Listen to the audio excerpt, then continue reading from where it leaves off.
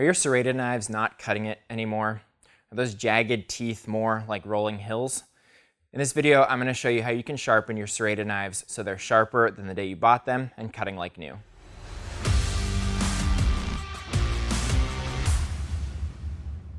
There are many types of serrated knives, everything from a common bread knife to some specialty serrations that require special tools to sharpen. In this video, we're going to be talking about traditional serrated knives with the bevel ground in to one side, and the serrated shape is usually circular and symmetrical. You'll find these edges commonly on multi-tools or pocket knives, bread knives, and some rescue style blades as well. There are a wide variety of tools that you can use to sharpen serrated knives. We're going to focus primarily on manual sharpeners with ceramic or diamond abrasives. And I also recommend that you have a leather strop available, or a coarse piece of denim when sharpening serrated knives. The tools I'll be using are this worksharp Pivot Plus sharpener because it has the tapered diamond rod. Really, that's the main thing we're trying to do here, is to find an abrasive that will work inside of the grooves or those ground-in serrations. For larger knives or bread knives, you can use something like a ceramic rod or a diamond rod.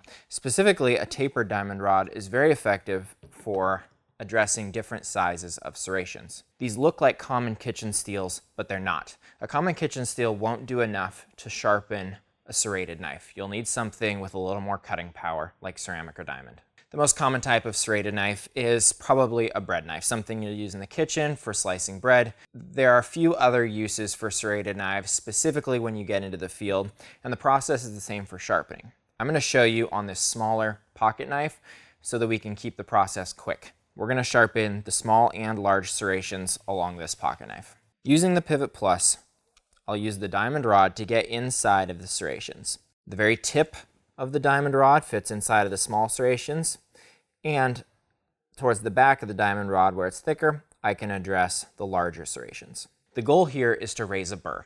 A burr is a small piece of metal that rolls over the cutting edge.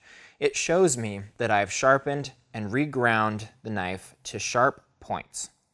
And it folds a small piece of metal over the other side, signifying that I've reached the apex and brought the two sides of the metal together. I can feel for this by flipping the knife over, pushing my finger down and away from the edge of the blade, and it will catch on a fine wire on the edge of those serrations. To do this, I'll rest the diamond inside of the serration, and I'll make a stroke to push the diamond out and away. Because these serrations are so small, it's going to be relatively small movements.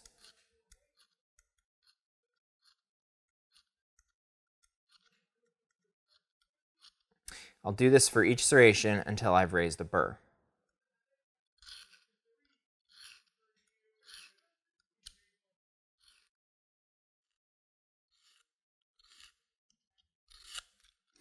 You'll see I'm not grinding over the peaks of the serrated teeth. I'm focusing in on those valleys and pushing the metal out and towards the cutting edge.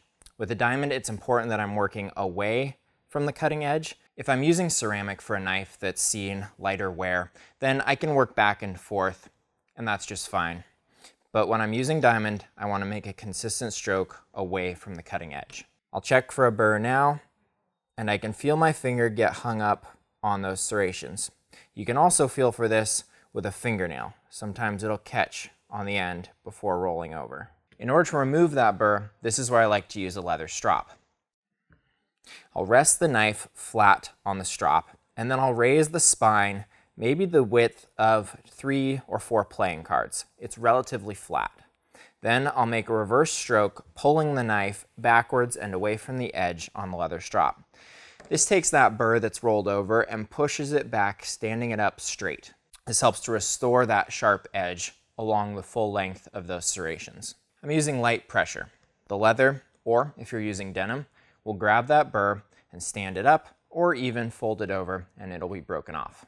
Then you're left with a razor sharp knife. Some electric knife sharpeners recommend sharpening serrated knives in the same way that you sharpen any plain-edged blade. I have to say that I don't recommend this method. Most electric sharpeners have diamond wheels that grind both sides of the knife, which restore a sharp edge on plain-edged blades. But with serrations, as I mentioned in the beginning of this video, the serrations are only ground in to one side. It's only sharpened on one side. It's a single bevel. So if you use a sharpener that grinds both sides of the knife away, you're removing more material than needed. If you use an electric sharpener to sharpen a serrated blade, I recommend something with a belt and using it outside of the guide. I'll show you how to sharpen a serrated knife on the Worksharp Ken Onion Edition. First, remove the angle guide. You won't need that. We're going to sharpen this different than we would a plain edged blade. Keep in mind the direction of the belt. It's moving up on the side closer to the machine and down on the side farther away.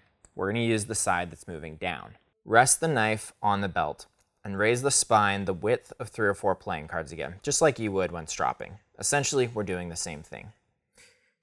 Make sure the serrations are in contact with the belt, power on, and draw across, making contact with each of those serrations. A few passes back and forth and you'll restore a sharp edge along those serrations.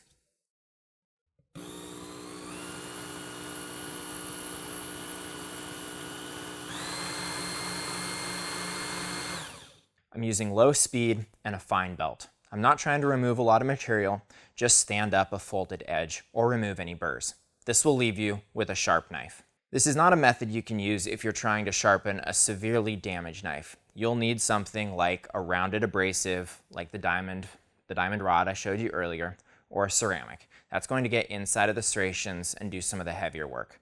This is a great way to touch up a knife and keep it going, giving it a little longer life between sharpenings. That's it for sharpening serrated knives. If you do have a knife with a mixed edge, something like this, with a part plain edge and part serrated edge, you'll treat that plain edge different and use a more conventional knife sharpening method. If you have questions about that, check out some of our other videos. We talk all about knife sharpening. In fact, we have a weekly series where that's all we talk about. If you want to see more about that, like this video, subscribe to our channel, all that stuff. If you have other questions, please leave those in the comments. We love to get in there and we'll answer your questions. That's it. We'll see you guys next week back here in the workshop.